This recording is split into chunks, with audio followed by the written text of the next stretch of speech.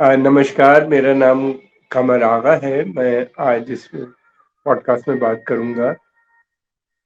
पाकिस्तान ने एक बार फिर कश्मीर का राग अ, अंतर्राष्ट्रीय पटल पे रखा, यानी यूनाइटेड नेशन में उसने इस मसले को दोबारा से। ये हम देखते हैं पाकिस्तान हर कुछ महीनों में जब भी कोई मौका मिलता है, चाहे वो रीजनल कॉन्फ्रेंस हो या इंटरनेशनल कॉन्फ्रेंस हो या यूनाइटेड नेशन से जुड़ी हुई कोई भी चीज हो, इवन स्पोर्ट्स तक का अगर मसला आएगा तो कश्मीर को वो घुमा फिरा के लिए। सवाल इस बात का है कि वो ऐसा क्यों करता है। उसके कई कारण। पहला कारण तो ये, वो चाहता है कि कश्मीर का जो इशू है ये बना रहे। मसलों को रेज करने से अंतर्राष्ट्रीय अखबारों में छपेगा, न्यूज बन जाती है, एक न्यूज बनी रहे तमाम, ताकि उजागर रहे। दूसरी ये भी है कि वो अपने यहाँ की जो इंटरनल प्रॉब्लम्स होती हैं उनको वो कश्मीर की तरफ डाइवर्ट करता है। तो भारत का एक बड़ा खतरा दिखाता है कि भारत से बहुत खतरा है, कश्मीर में दमन हो रहा है, बहुत सी इस तरह की बातें वहां पे अपने आप प्रोपेगेंडा करता है। और जो उसकी अपनी प्रॉब्लम्स है उसके ऊपर वो बात नहीं करता। वहाँ का मीडिया भी अवॉइड करता है इस तरह की बातें करना, उनको उलझाना लोगों को। फिर तीसरी चीज ये है कि कश्मीर का एक ऐसा इशू है जिससे पाकिस्तान की सेना को सबसे ज्यादा फायदा होता है। मतलब ये कि पाकिस्तान की सेना एक पॉलिटिकल रोल करती है। उसका मानना ये है कि वो पाकिस्तान की मुल्क की मुहाफिज यानी गार्डियन है। तो इसलिए उसकी ड्यूटी बन जाती है कि वो उसको बनाए रखे। उसका कहना ये है कि पॉलिटिकल पार्टीज कमजोर हैं, आपस में लड़ती रहती हैं, और इसीलिए वो बार बार स्वयं सत्ता भी हासिल कर लेती है सेना, और कश्मीर का इशू बनाए एक पॉलिटिकल रोल वो उसको करता है। और दूसरे इंस्टीट्यूशन को बनने भी नहीं देती, किसी लीडर को नहीं चलने देती। अगर कोई लीडर मंत्री होता है तो उसको वो मारा जाता है या मुल्क से बाहर निकाल दिया जाता है। हजरत भुट्टो मारे गए, उनकी बेटी बेनजीर मारी गई, नवाज शरीफ को मुल्क छोड़ना पड़ा, और इस तरह की बहुत सी चीजें। इमरान खान की जो गद बन रही है हम सब देख रहे हैं, सिर्फ इसलिए कि उन्हीं ने कुछ सेना से जुड़े हुए इशूज को उठा लिया। उन्होंने कहा सेना को बैरक में जाना चाहिए। ये बातें जिसने की वो सबके साथ जो हशर हुआ आपने देखा। ये इस दफे जो इशू उठाया, मैं समझता हूँ भारत ने बहुत अच्छा रिप्लाई दिया कि आप अपने अंदर के इश्यूज को देखिए, अपने अंदर जो समस्याएं उनको जाइए, बाहर की बातें बाद में कीजिएगा।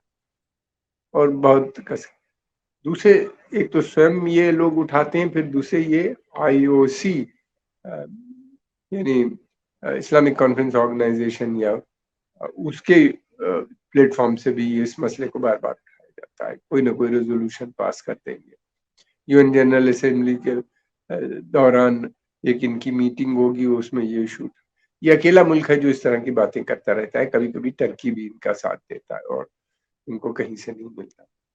दूसरे मुल्क रेजोल्यूशन में तो जरूर पास करा देते हैं, लेकिन ये कि वो प्रेस नहीं करते, उसके बाद बात नहीं करते, क्योंकि भारत के संबंध अब बहुत अच्छे हैं। इनके स्वयं जो बहुत करीबी दोस्त थे, जैसे कि सऊदी अरेबिया, यूएई, कतर और दूसरे अरब के देश, खाड़ी के देश, या इजिप्ट वगैरह से भी, सऊदी अरेबिया की वजह से इजिप्ट से ज्यादा, ये सभी देश के बड़े घनिष्ठ संबंध भारत से, और भारत में इन्वेस्ट भी कर रहे हैं। भारत एक बड़ा तेल का व्यापारी है, तो ये ज्यादा नहीं। और कश्मीर का जो एक इशू है, वो जमाने से ये उसका राग गा रहे हैं, लेकिन किसी नतीजे पे नहीं। दूसरी बात यह है कि कश्मीर के इशू के नाम पे वो, क्योंकि सेना को पब्लिक की सपोर्ट नहीं है ज्यादातर, तो इसलिए वो ये करते हैं कि उन्हीं ने कट्टरपंथी धार्मिक संस्थाओं का सहारा लेते हैं, जो उनको सपोर्ट करती है, जो उनको लिजिटिमेसी देती है, मान्यता प्रदान करती है। अगर वो कू कर लेते हैं तो भी, या कोई भी इस तरह का एंटी पीपल लॉ लाते हैं, डेमोक्रेसी के खिलाफ लाते हैं, तो वो उनको सपोर्ट वहां से मिल जाता है। और वो फतवे इशू हो जाते हैं कि इस्लाम में डेमोक्रेसी का कोई रोल नहीं, शरिया लॉ नाकिस होना चाहिए, इम्प्लीमेंट होना चाहिए, और इस तरह की बातें करते हैं। फिर दूसरी तरफ ये भी है कि कश्मीर के नाम पे वो मिलिटेंसी भारत के अंदर करना, ये उनका एक बहुत बड़ा मकसद रहता है, बराबर कैंप्स चल रहे हैं, उसमें लोगों को इन्वॉल्व करना। और कश्मीर में इन्हीं ने पहले तो सोचा था कि अराजकता हम कश्मीर में फैला देंगे। ये अच्छी तरह से जानते हैं कि सेना के बल से कश्मीर को नहीं छीन सकते, और ना ही वो बातचीत के माध्यम से उनको मिल सकता है। तो इनका हमेशा जो रोल होता है वो ये होता है कि अराजकता फैला देना, अराजकता फैलाने की ये कोशिश करते हैं आतंकवाद के माध्यम से। उसमें भी इनको कोई बड़ी सफलता अभी तक नहीं मिली है। और लेकिन ये है कि इन्हीं ने अफगानिस्तान को तो बर्बाद कर ही दिया, और सेंट्रल एशिया और तमाम दुनिया में आतंकवाद यहीं से फैल के तमाम दुनिया में गया। और इस वक्त जो हम देख रहे हैं हालात जो हैं, तमाम इस वक्त के जो हालात हैं सहल रीजन में, चैड, नाइजर, माली, कैमरून, नाइजर में जो हो रहा है आतंकवाद की वजह से, ये सभी देश जो है एक आतंकवादी संगठन वहां पे काफी स्ट्रांग हो गए। गवर्नमेंट काफी कमजोर हो गई है, करप्ट भी थी। अब इस तरह से आर्मी का बार बार कू हो रहा है कई जगहों के ऊपर, और वहाँ एक बड़ी समस्या खड़ी हुई है। ये सब का शुरुआत पाकिस्तान से हुई थी। पाकिस्तान जो है ये एपी सेंटर है आतंकवाद का, और यहीं से पूरी दुनिया। आतंकवाद से सबसे ज्यादा नुकसान जो हुआ वो मुसलमानों को हुआ है। इनके जो बड़े बड़े देश थे, जो बहुत इंपॉर्टेंट देश थे, वो बर्बाद हो गए। जैसे अब अफगानिस्तान हमने देखा पहले तो, फिर उसके अलावा इराक, सीरिया, अब फिर इजिप्ट में ये एक बड़ी समस्या बनी हुई है। सूडान में जो कुछ हो रहा है वो भी कट्टरपंथी धार्मिक संस्थाओं का नतीजा है, जिसकी वजह से अब ये हालात हो गए। फिर उसके अलावा सोमालिया, चैड, नाइजर, माली, कामेरून, अरे एक बहुत लंबी लिस्ट है जो on the verge of collapse है। ये गवर्नमेंट सिविल वार वाली सिचुएशन। लेकिन उसके बाद भी बहुत से मुसलमानों की ये बात अभी तक नहीं समझ में आ रही है कि आतंकवाद से उनका ज्यादा नुकसान हुआ है, दूसरे देशों का कम हुआ है, ज्यादा मुस्लिम देशों का।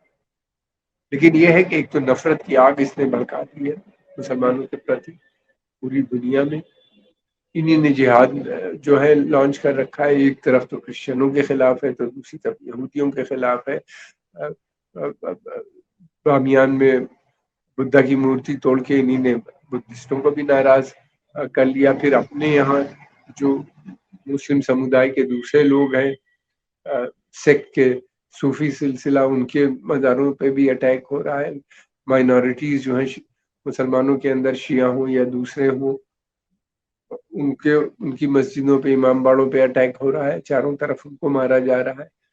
एक नया इस्लाम इन्हीं ने बना दिया, एक नया धर्म की शक्ल। धर्म जो है वो तो कोई भी धर्म हो, सभी धर्म अमन शांति की बात करते हैं। इस्लाम का नाम तो पीस है, और पीस के लिए इस्टेब्लिश भी हुआ था, क्योंकि उस समय अरबों की ऐसे ही हालत थे जैसे आजकल है, जिसको कहा जाता था कि दौरे जाहिलिया। बिल्कुल दोबारा से लगता है कि मुसलमान एक बार फिर से दौरे जाहिलिया में। मैं समझता हूँ कि ये एक बड़ी समस्या तो है ही, सभी लोगों को समझ में तो आ रही है। अब डिपेंड करता है, देखना ये है कि सऊदी अरेबिया इसको कैसे रोल बैक करता है। जैसे कि सऊदी अरेबिया में अब उदारवादी बातें की जा रही है, लिबरलिज्म, और उनके अलावा उनके अंदर वहाँ पे औरतों को छूट दी जा रही है, और वहाँ के ऊपर इस तरह के बहुत से कंसेशंस यूथ को दिए हैं उन्हीं ने। और एक मॉडर्न स्टेट बनाने की वो लोग बात कर रहे हैं, किंगडम, मॉडर्न किंगडम बनाने की बात कर रहे हैं। देखना यह है कि पहले इतने साल तक जो कुछ वहाँ पे हुआ वो गलत था या ये गलत है। जाहिर सी बात है कि वो गलत था, तभी ये बदलाव लाए जा रहे हैं। उनको लगा कि अगर ये बदलाव नहीं आए तो मुल्क टूट सकता है, मुल्क में दोबारा से जो है वो अरब स्प्रिंग वाला खतरा पूरे रीजन को नजर आ रहा था। इसलिए कि ये आतंकवादी जो हैं, ये जो संगठन है, ये सेल्फ डिस्ट्रक्टिव है।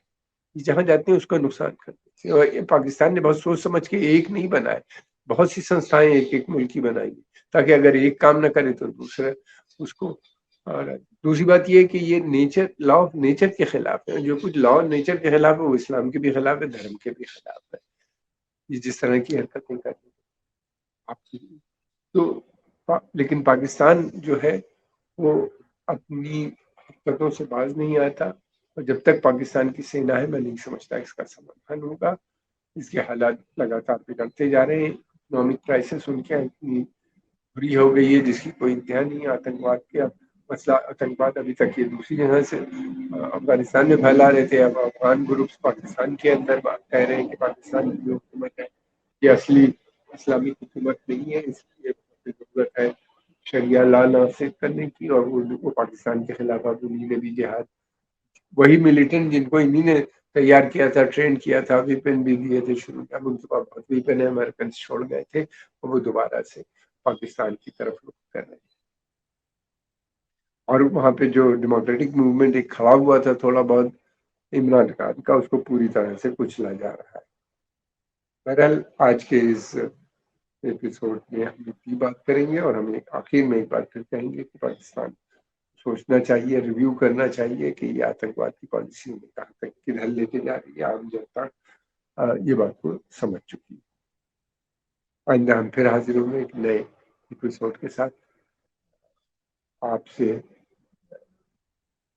ہم چاہتے ہیں کہ آپ کمنٹ باکس میں اپنے کمنٹ ضرور لکھیں, اور ہم کو بتائیں کہ کس طرح کے ہم ویڈیو آپ کو پوسٹ کریں.